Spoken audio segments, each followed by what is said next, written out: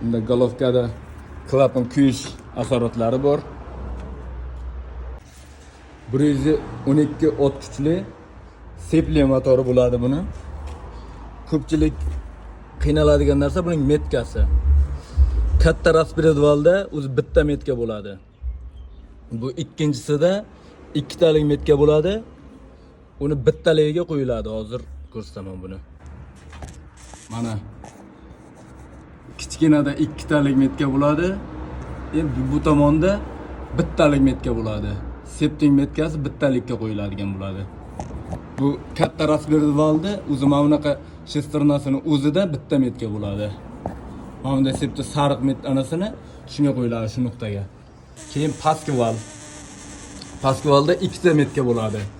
Bittasi mana bu yon tomonga qarab turadi.